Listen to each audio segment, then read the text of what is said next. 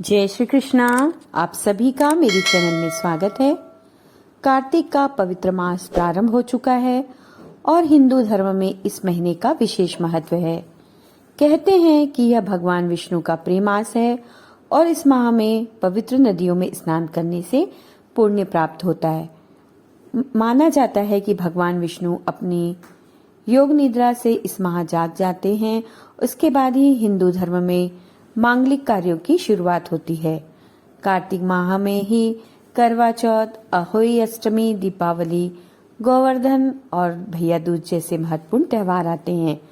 कार्तिक माह का स्नान विशेष महत्व रखता है और यदि आप पवित्र नदियों में स्नान नहीं कर सकते तो नहाने के पानी में गंगा जल मिलाकर उससे स्नान करें। जो व्यक्ति कार्तिक स्नान करता है उससे पुण्य फल प्राप्त होता है।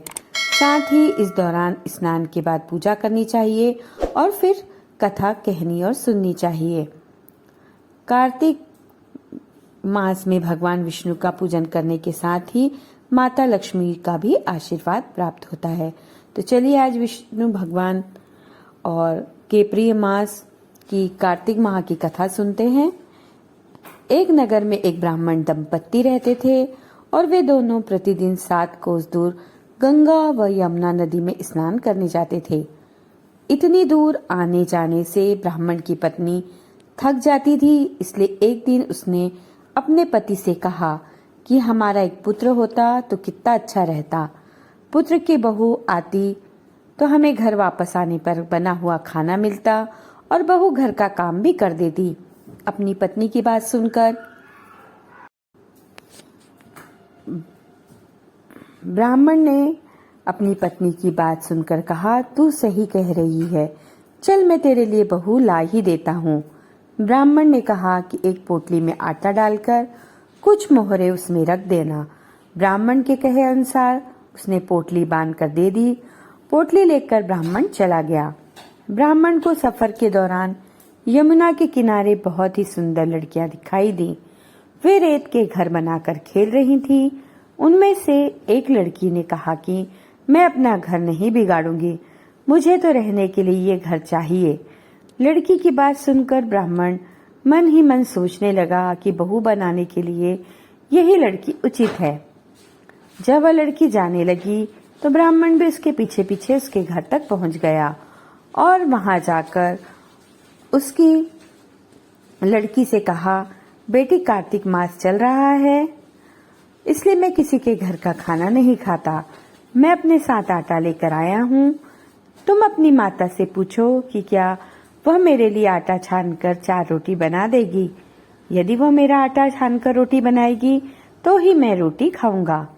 लड़की ने जाकर अपनी माँ को ये सारी बात बताई।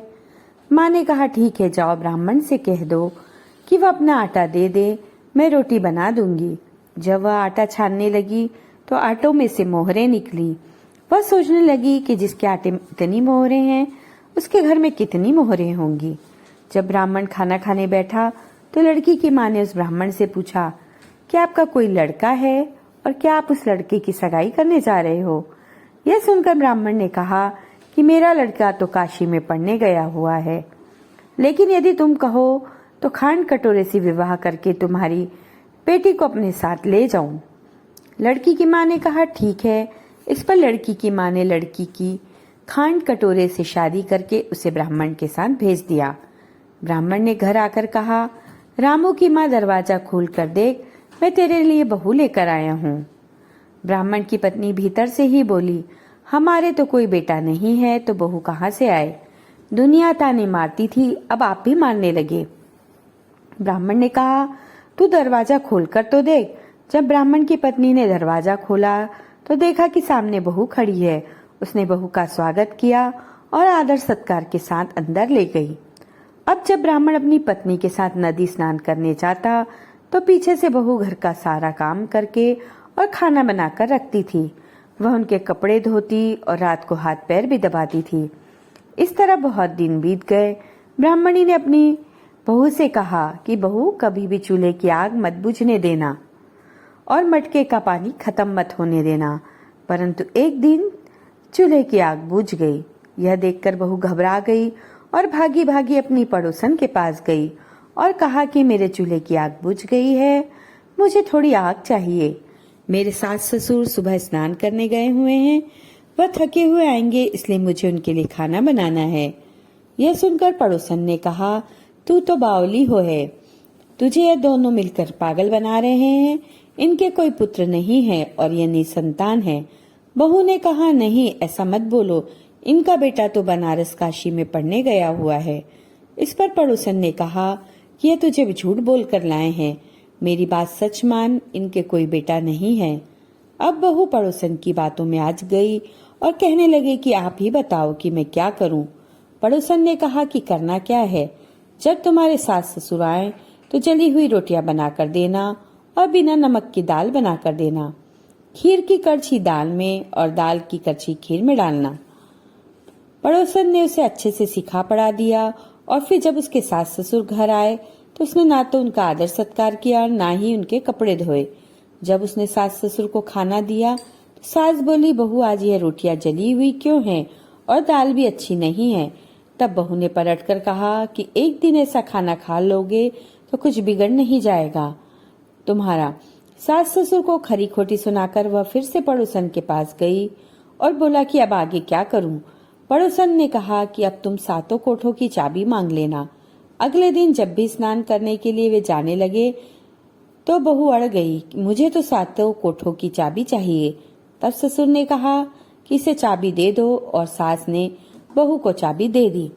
सास ससुर के जाने के बाद जब बहू ने दरवाजे खोले तो देखा कि किसी में अन्न भरा है, किसी में धन भरा है, किसी कोठे में बर्तन पड़े हैं। जब उसने सबसे ऊपर का 7वां कोठा खोला तो देखा कि शिव जी, पार्वती माता, गणेश जी, लक्ष्मी माता जी, पीपल पथवारी, कार्तिक के ठाकुर, राई दामोदर, तुलसी का बिड़ला, गंगा यमुना और 33 करोड़ देवी देवता विराजमान हैं। वहीं एक लड़का चंदन की चौकी पर बैठा माला जप रहा है। यह सब देखकर उसने लड़के से पूछा कि तुम कौन हो। तब लड़का बोला कि मैं तेरा पति हूँ, अभी दरवाजा बंद कर दे, जब मेरे माता पिता आएंगे तब दरवाजा खोलना। यह सब देखकर बहुत खुश हुई और 16 श्रृंगार करके सुंदर वस्त्र पहनकर अपने सास ससुर का इंतजार करने लगी। उसने अपने सास ससुर के लिए अच्छे अच्छे पकवान बनाए। जब उसके सास ससुर घर आए तो उसने उनका आदर सत्कार किया और प्रेम पूर्वक खाना खिलाया और हाथ पैर दबाने लगी। पैर दबाते दबाते बहू ने कहा कि माँ, आप इतनी दूर गंगा यमुना स्नान करने के लिए जाती हो तो आप थक जाती हो, इसलिए आप घर पर ही स्नान क्यों नहीं करती हो। यह सुनकर सास कहने लगी कि बेटी, गंगा यमुना घर पर तो नहीं बहती है। तब उसने कहा, हाँ माँ जी बहती है, चलो मैं आपको दिखाती हूँ। जब बहू ने 7वां कोठा खोलकर दिखाया तो उसमें शिव जी, पार्वती जी, गणेश जी, लक्ष्मी जी, पीपल पथवारी, कार्तिक के ठाकुर, राई दामोदर, तुलसी जी का बिड़ला, गंगा यमुना नदी बह रही है और 33 कोटि देवी देवता विराजमान है। वही चौकी पर बैठा एक लड़का माला जप रहा है। माँ ने उसे देखकर कहा कि बेटा तू कौन है। लड़का बोला, माँ मैं तेरा बेटा हूँ। तब ब्राह्मणी ने पूछा कि तू कहाँ से आया है। लड़के ने जवाब दिया कि मुझे कार्तिकेय ने भेजा है। माँ ने कहा, बेटा यह संसार कैसे मानेगा कि तू मेरा बेटा है। माँ ने कुछ विद्वान पंडितों से मदद मांगी। पंडितों ने कहा, इस पार बहू बेटा खड़े हो जाए और उस पार माँ खड़ी हो जाए। माँ ने चमड़े की अंगिया पहनी हो और छाती में से दूध की धार निकलकर बेटे की दाढ़ी मुझ भीगे और पवन पानी से गठजोड़ा बंधे, तब मानेंगे कि वह उस माँ का ही बेटा है। उसने ऐसा ही किया। चमड़े की अंगिया फट गई और छाती में से दूध की धार निकलकर बेटे की दाढ़ी मुझ भीग गई। पवन पानी से बहू बेटे का गठजोड़ बन गया। यह सब देखकर ब्राह्मण और उसकी पत्नी की खुशी का ठिकाना ना रहा। जैसे ब्राह्मण और ब्राह्मणी को बहू बेटा दिया, वैसे सबको देना। कहते हैं कि इस कथा को पढ़ने से मनुष्य की सभी मनोकामनाएं पूर्ण होती है। बोलिए कार्तिक के ठाकुर की जय, विष्णु भगवान की जय। तो आज इस वीडियो में हमने सुनी कार्तिक मास के स्नान की महत्व की कथा। उम्मीद करती हूँ यह वीडियो आपको पसंद आया होगा, कहानी अच्छी लगी होगी। वीडियो अच्छा लगे तो प्लीज इसे लाइक करें, फ्रेंड्स और फैमिली में शेयर करें। चैनल पर यदि आप नए हैं तो प्लीज चैनल को सब्सक्राइब करें, साथ ही बेल आइकन को भी प्रेस करें जिससे आगे आने वाले नए वीडियो का नोटिफिकेशन आप तक सबसे पहले पहुंचे। मिलेंगे नेक्स्ट वीडियो में, तब तक के लिए जय श्री कृष्णा, राधे राधे।